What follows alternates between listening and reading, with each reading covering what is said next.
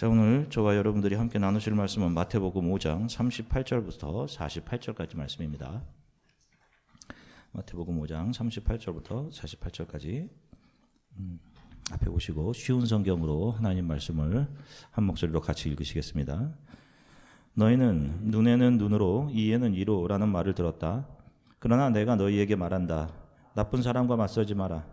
만일 누가 내 오른쪽 뺨을 때리거든 다른 뺨도 돌려대라. 만일 누가 너희를 재판에 걸어 내 속옷을 가지려 하거든 겉옷까지 내어주어라. 만일 누가 너로 강제로 약 1.5km를 가게 하거든 그와 함께 약 3km를 가주어라. 내게 달라고 하는 사람에게 주어라. 내게 꿇어온 사람을 거절하지 마라. 너희는 내 이웃을 사랑하고 원수를 미워하라고 말하는 것을 들었다. 그러나 나는 너희에게 말한다. 너희 원수를 사랑하여라. 너희를 박해하는 사람을 위해 기도하여라. 그러면 너희가 하늘에 계신 아버지의 아들이 될 것이다. 너희 아버지는 악한 사람이나 선한 사람 모두에게 햇빛을 주시고 의인과 죄인에게 비를 내려주신다. 만일 너희를 사랑하는 사람만 사랑한다면 무슨 상을 받을 수 있겠느냐? 심지어 세리도 그만큼은 하지 않느냐? 만일 너희 형제들에게만 인사한다면 다른 사람들보다 너희가 더 나을 것이 무엇이냐? 심지어 이방 사람들도 그만큼은 하지 않느냐?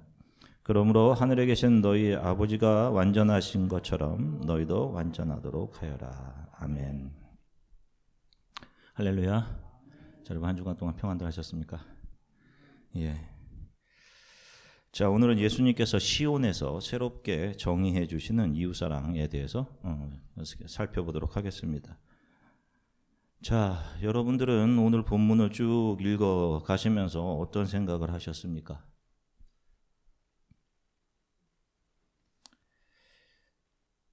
자, 저와 여러분들은 예수 그리스도를 사랑한다고 고백하는 크리스찬들인데 이 말씀 구절구절들이 저와 여러분들의 삶에서 잘 실천되고 있습니까? 자, 속옷을 달라고 하면 겉옷까지 주라고 하시는데 우리는 내가 그렇게 중요하게 여기지 않는 것들은 내어줄 수 있지만 이건 정말 나의 것이라고 생각하는 소중한 것들을, 그것도 심지어 나의 친구나 이웃도 아니고 나의 것을 빼앗으려고 나에게 재판을 건 사람, 나에게 나쁘게 행한 사람에게 내 소중한 것을 여러분 과연 내어줄 수 있느냐 말입니다. 이게 너무 힘든 일입니다.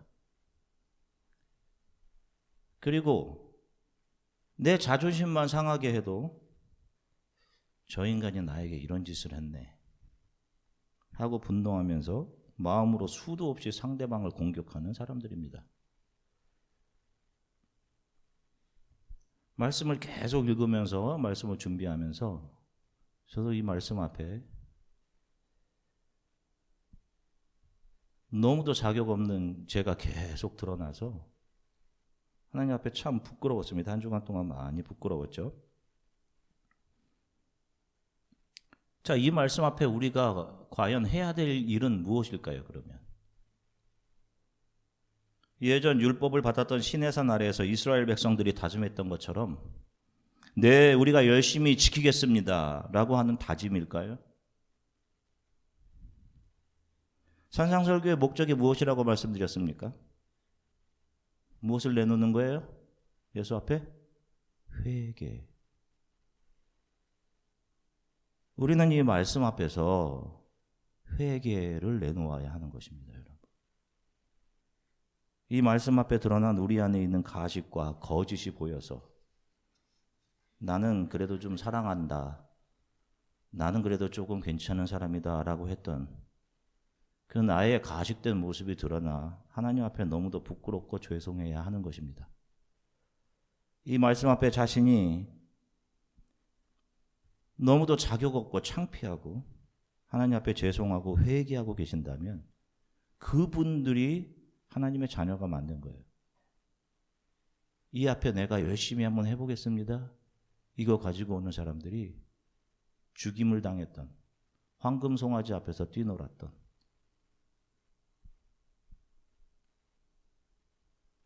그 사람들이 무엇이죠? 자, 오늘 말씀 역시 율법에 대한 예수님의 해석으로 시작합니다. 너희가 눈에는 눈으로 이에는 이로라는 말을 랍비들, 바리새인들과 서기관들로부터 들었다. 그러나 내가 너희에게 말한다라고 하시면서 말씀의 참 의미를 설명해 주고 계십니다. 자, 그러면 유대인들은 이 말씀을 어떻게 이해하고 있었는지 살펴볼 필요가 있습니다.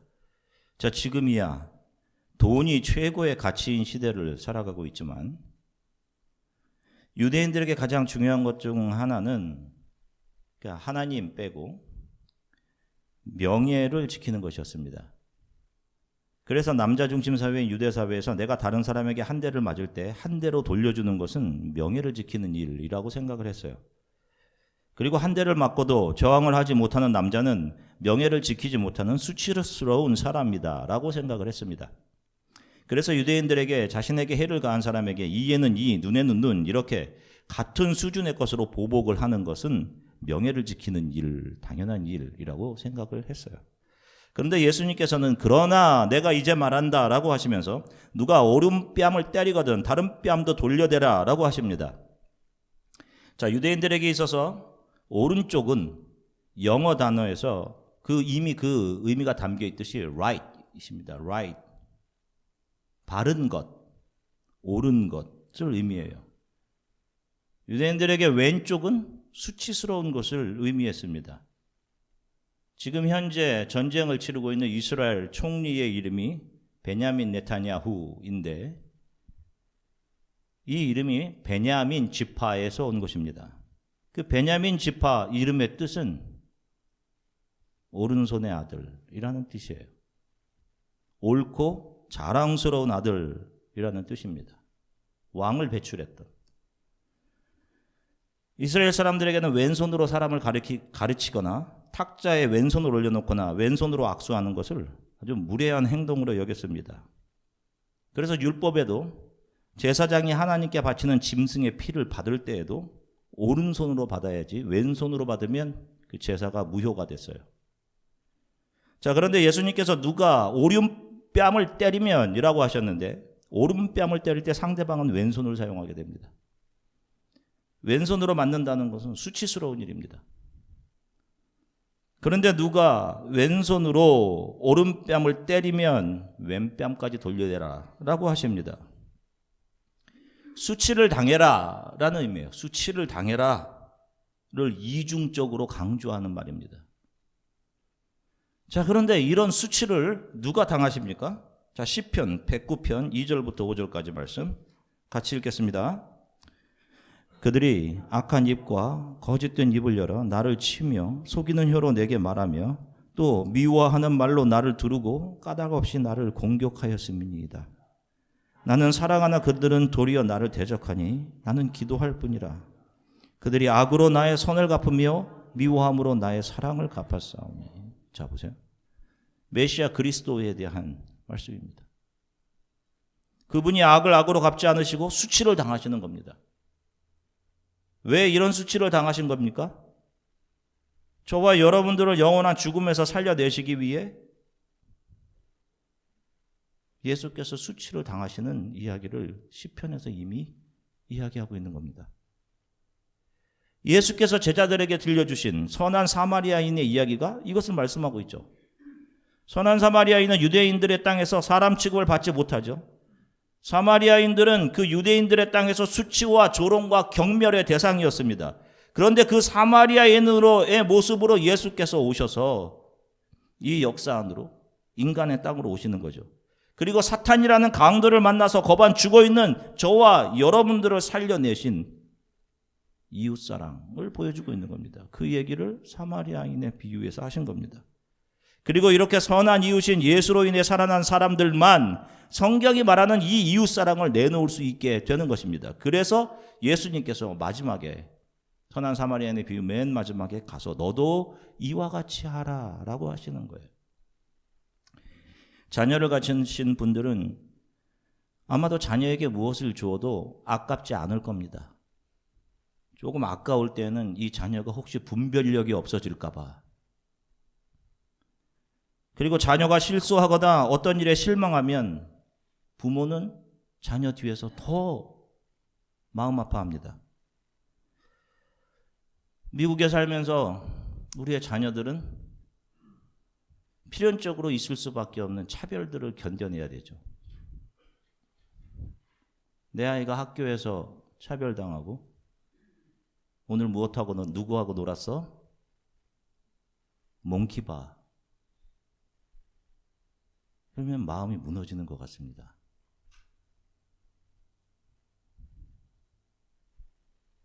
자, 여기 계신 부모님들 자녀가 아플 때 내가 대신 아팠으면 하신 적들이 다 있으실 겁니다.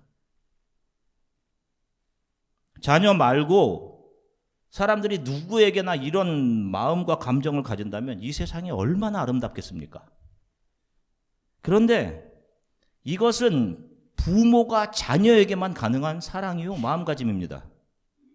자, 그러면 도대체 이런 고귀한 사랑의 마음은 어디서 오게 되는 걸까요? 이 사랑은 미숙한 자녀를 자신의 자궁 안에 두고 그 자녀를 해산하기 위해 모든 힘든 일들과 수치를 참고 견뎌내며 마지막 엄청난 해산의 고통 가운데 그 아이를 생명으로 가슴에 안게 된 부모에게서만 나오는 거예요.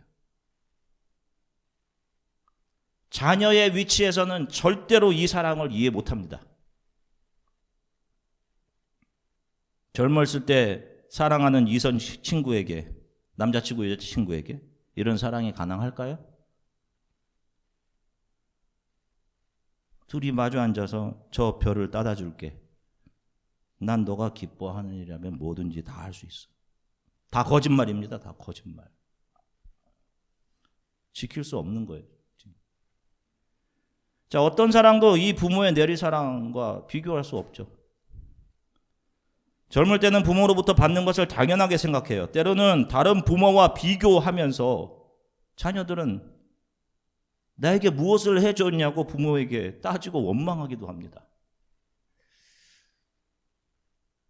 그런데 우리가 지금까지 살아있는 것은 분명 저와 여러분들의 어머니 그리고 아버지가 여러분들의 애기 어렸을 때부터, 아니 뱃속에 있을 때부터 여러분들에게 베풀어 주셨던 인내와 참음, 헌신이 있었기에 지금의 저와 여러분들이 있을 수 있는 거죠.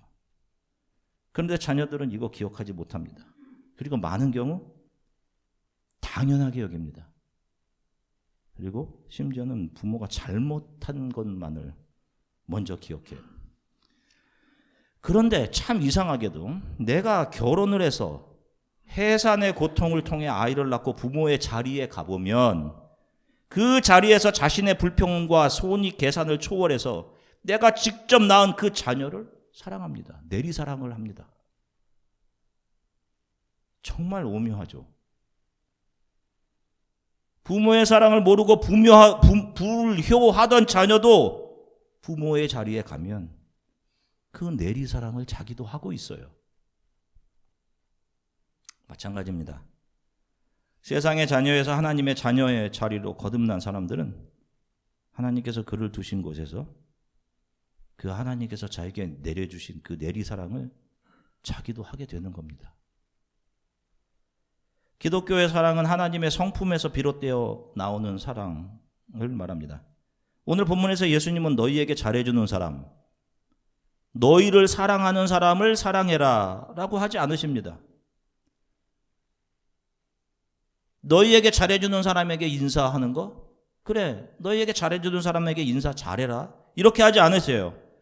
그러한 것은, 그러한 사랑은 세상에 속한 사람들도 하는 것이니 너희는 그런 것 말고 하나님과 원수되었던 너희들을 가슴에 품고 모든 조롱과 멸시를 참아내시며 너희를 하나님의 자녀로 다시 태어나게 해주신 바로 그 예수 그리스도의 사랑을 너희에게 원수짓하는 사람에게도 내어주어야 한다.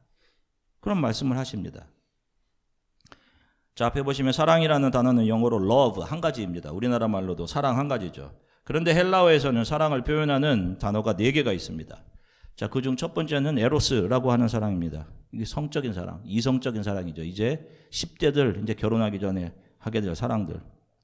근데 성경에는 이 단어가 한 번도 나오지 않습니다.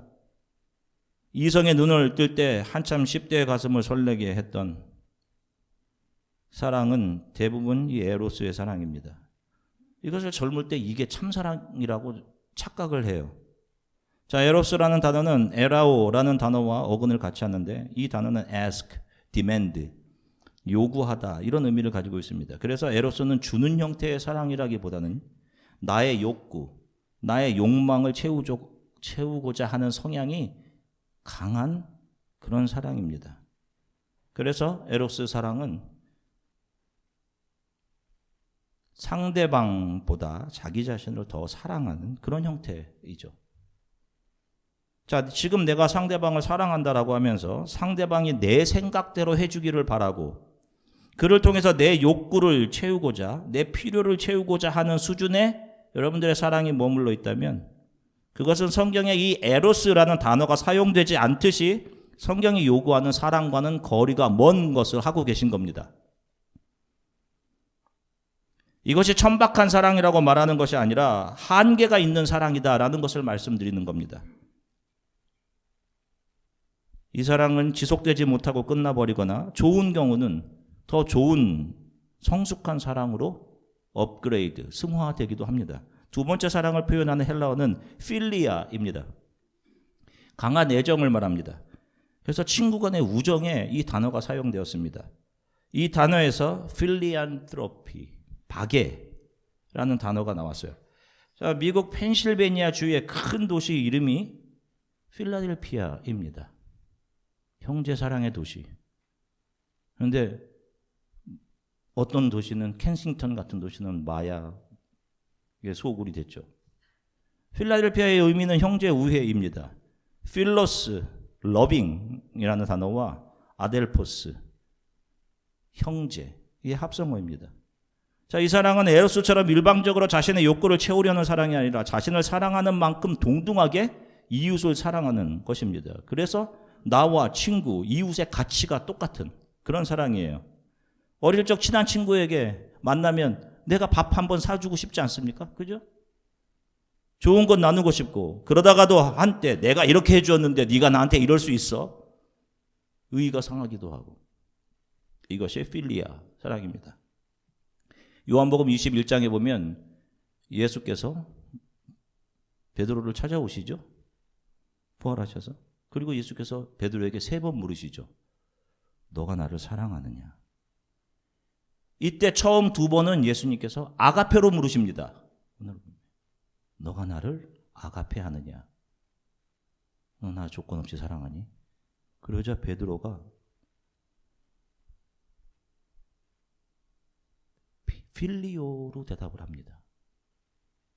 첫 번째 대답도 내가 주를 사랑하는 줄 주님이 아십니다. 필리오입니다. 저의 사랑은. 두 번째도 아가페로 물으셔요. 저의 사랑은 필리오입니다. 그러자 3번째 예수께서 네가 나를 필리오 하느냐? 하고 물으시자 베드로가 네, 제가 필리오 합니다. 저는 주님을 배신했던 자입니다. 저는 주님을 온전히 사랑할 수 없는 자입니다. 제가 주님께 내놓을 수 있는 사랑은 이것뿐입니다. 라는 고백인 거예요. 자신이 주를 배신한 주 앞에 부끄러운 자임을 알고 나는 사랑을 내놓을 수 없는 자입니다. 예수님 한 겁니다. 그런 대화였던 거예요. 3번째는 스토르게입니다. 이것이 부모와 자녀 간의 사랑입니다. 이 사랑은 가장 숭고한 사람임이 분명하지만 반면에 이 사랑은 지독히 이기적인 사랑이 될 수 있습니다. 내 자녀를 너무 사랑하다 보니 때때로 말이나 행동으로 다른 사람이나 다른 사람의 자녀들에게 본의 아니게 상처를 입게 할 수 있는 그런 사랑입니다. 너무도 숭고한데 완전할 수 없어요. 최고의 사랑인가 동시에 최고의 이기적인 사랑이 될 수 있는 거예요, 여러분. 자, 4번째가 아가페입니다. 아가페. 무조건적인 사랑. 초기 기독교인들은 이 단어를 자신을 희생하신 하나님의 사랑, 예수 그리스도의 사랑을 나타내는 단어로 사용했습니다. 사랑의 대상이 나에게 원수짓을 하거나 사랑받을 만한 자격을 갖추지 못했음에도 사랑하는 것. 조건과 이유가 없는 사랑. 아가페입니다. 바로 이 사랑을 십자가 위에서 예수께서 저와 여러분들에게 부어주신 겁니다. 로마서 5장 8절입니다. 같이 읽겠습니다. 우리가 아직 죄인 되었을 때 그리스도께서 우리를 위하여 죽으심으로 하나님께서 우리에 대한 자기의 사랑을 확증하셨느니라.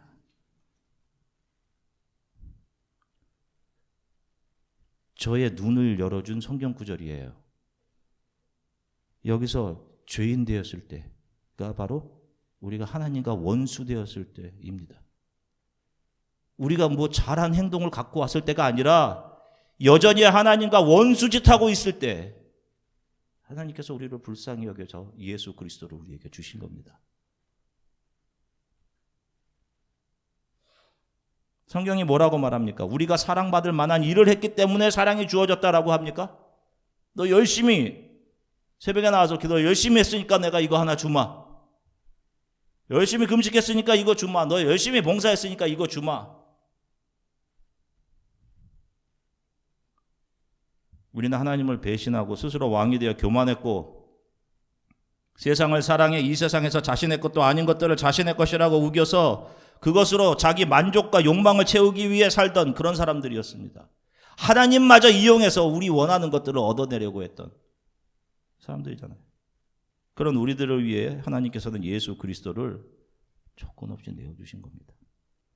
여전히 원수짓하고 창으로 가슴을 찌르는 그 사람들을 바라보시며 아버지여 저들의 죄를 용서해 주십시오.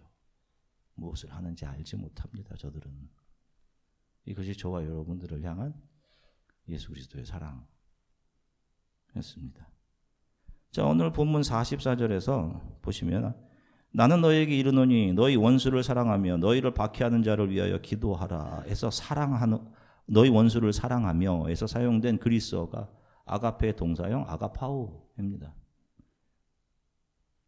내 이익에 따라서 움직이는 그런 사랑이 아니라 나에게 잘해주는 사람, 또 앞으로 잘할 가능성이 있는 사람에게 사랑을 주고 받는 것이 아니라 하나님을 배신한 나, 하나님과 원수됐던 나에게 부어졌던 그 사랑이 내 안에서 움직여서 나를 통해서 세상 속에서 나에게 사랑받을 자격이 없는 짓, 나에게 원수짓 하던 사람에게 조건 없이 부어지는 바로 그 사랑, 아가페 사랑을 이야기하는 겁니다. 이 사랑이 과연 저와 여러분들에게도 가능하겠냔 말입니다. 찬송가 가사 중에 이런 가사가 있습니다. 앞에 보시면 찬송가 85장 9주를 생각만 해도 내 마음이 좋거든. 4절을 한번 같이 읽어볼까요? 예수의 넓은 사랑을 어찌다 말하랴. 그 사랑 받은 사람만 그 사랑 알도다. 아멘. 이 사랑을 받은 사람은 이 사랑을 내놓으면서 살 수밖에 없다라고 하는 거예요. 이게 가능할까요? 가능합니다. 성령 안에서. 성령이 저와 여러분을 이렇게 만들어 가시는 거예요. 돌짝밭 같고 가시밭 같고 길가 같은 저와 여러분들을 예수께서 기경해내시고 기경하셔서 좋은 밭으로 만들어 가신 거예요. 지금 그 과정들에 있는 거예요. 저와 여러분들이. 잘 보십시오. 부모의 내리사랑 분명히 존재하죠. 자녀는 이 사랑을 내어놓을 수 없지만 부모는 이 사랑을 자녀에게 주죠. 마찬가지입니다. 자신이 하늘보다 크고 바다보다 넓은 예수 그리스도의 사랑을 받은 사람들만 그 자리에서 바울이 갈라디아 교회에 이야기하죠. 우리가 지금 성경 읽기 갈라디아에서 지나갔는데 이야기하죠. 뭐라고 얘기합니까? 여러분들 안에 그리스도의 형상이 이루어질 때까지 내가 다시 여러분들을 위해 해산의 수고를 하겠습니다. 이렇게 하잖아요. 해산의 수고. 이 교회 안에 있는 사람들이 뭐예요? 내가 해산의 수고를 통해서 예수 안에서 생명을 얻어야 되는 사람.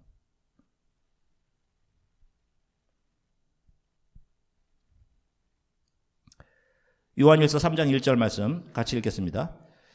보십시오. 하나님께서 얼마나 큰 사랑을 우리에게 베풀어 주셨습니까? 우리가 하나님의 자녀라 불리게 됐으니 우리는 정말 하나님의 자녀입니다. 세상이 우리를 알지 못하는 것은 세상이 하나님을 알지 못하기 때문입니다. 아멘. 자 보세요. 하나님께서 어떠한 사랑 자기에게 베풀어 주셨는지를 아는 사람들을 뭐라고 불러요? 그 사랑을 아는 사람들을 하나님의 자녀라고 부르는 거예요. 하나님의 자녀라는 신분에서 가능한 사랑이 바로 아가페 사랑인 것입니다. 이 사랑은 하나님 그리스도 예수의 성품이며 예수의 은혜로 작은 예수된 자들, 저와 여러분들에게 필연적으로 나타나야 하는 기질인 것입니다. 그리고 이 사랑은 상대방이 나에게 어떻게 대하든 어떤 후회나 상대방에 대한 원망을 남기지 않는 그런 사랑인 거예요. 이 사랑을 저와 여러분들이 받았기 때문입니다. 자, 마태복음 25장 34절부터 37절 같이 읽겠습니다. 그때 왕이 오른쪽에 있는 사람들에게 말할 것이다. 내 아버지로부터 복을 받은 너희들이여, 와서 세상이 만들어질 때부터 하나님께서 너희를 위해 준비하신 나라를 물려받아라. 내가 배가 고플 때 너희는 내게 먹을 것을 주었다. 내가 목마를 때 너희는 마실 것을 주었다. 내가 나그네로 있을 때 너희는 나를 초대해 주었다. 내가 헐벗었을 때 너희는 내게 옷을 입혀 주었다. 내가 아플 때 너희는 나를 돌아봐 주었다. 내가 감옥에 있을 때 너희는 나를 찾아와 주었다.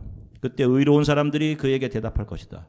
주님, 언제 주님께서 배고프신 것을 보고 우리가 음식을 주었습니까? 언제 목마르시는 것을 보고 마실 것을 주었습니까? 자, 보세요. 그들이 너희들이 이거 했다라고 하니까 그 사람들이 뭐라 그래요? 오른편에 있던 양들이, 염소들은 우리가 이거 했습니다. 계속 이렇게 대답하잖아요. 지금 이 말씀 이전에.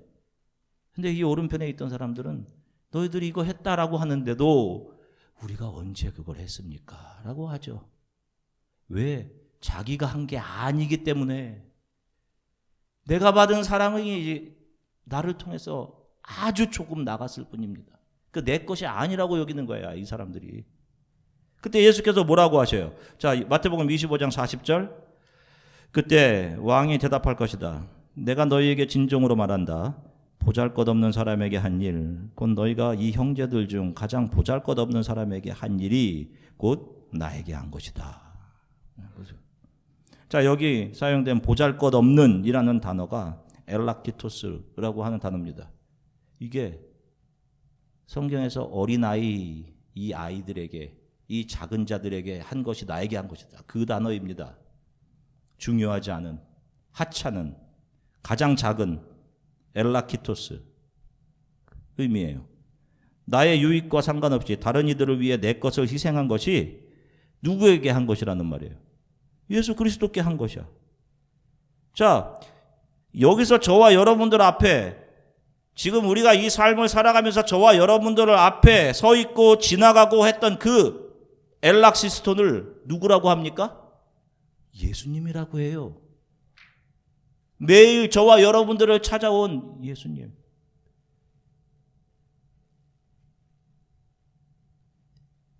우리가 예수 앞에서 용서와 사랑을 받는 것은 그분 앞에서 우리 스스로를 죄인 중에 괴수, 우리가 그분의 발 앞에 엎드려서 하나님, 나는 하찮은 존재입니다, 가장 작은 자로 여기고 눈물 흘렸을 때 예수께서 아니야, 너가 나의 자녀다 라고 해주신 거 아니에요? 그렇게 용서받고 하나님의 자녀가 된 사람들이 이전의 세상 눈으로 내가 보았을 때 나에게 하찮고 보잘것없던 사람들, 나에게 원수짓 하던 사람들을 예수로 여기고 그를 대접하는 겁니다.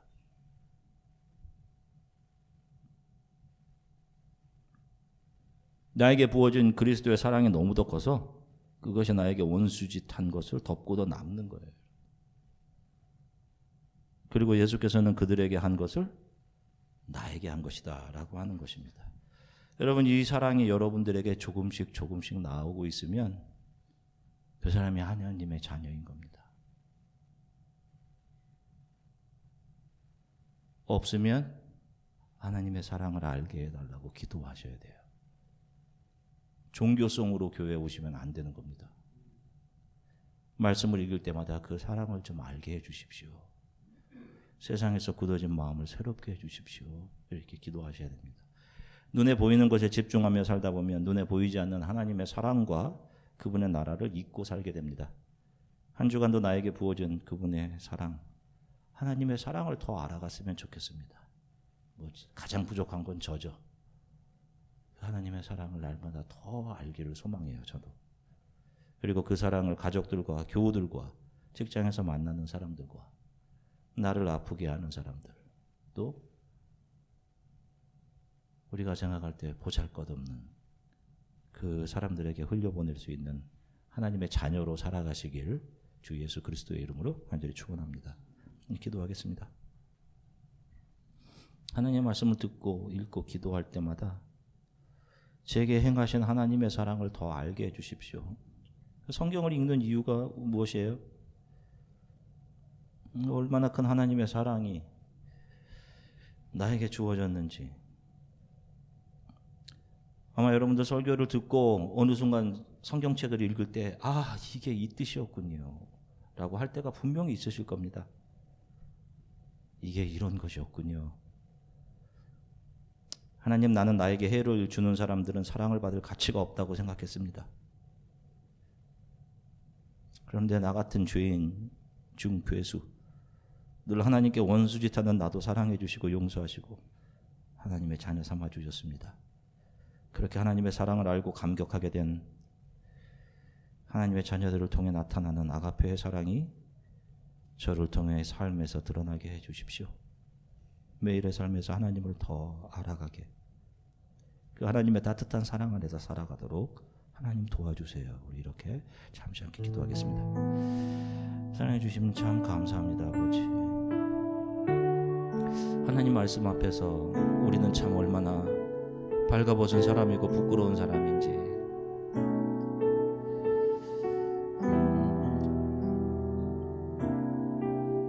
하나님 너무도 자격 없는 우리들을 위해서